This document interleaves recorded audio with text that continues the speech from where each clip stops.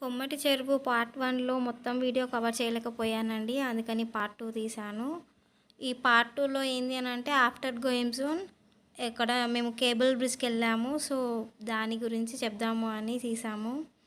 ఇక్కడ స్టార్టింగ్ అయితే మనకి గేమ్ జోన్ తర్వాత ఫిష్ ఫౌంటైన్ ఉంది ఇది. ఇది కూడా చాలా బాగుంది ఫొటోస్ తీసుకోవడానికి.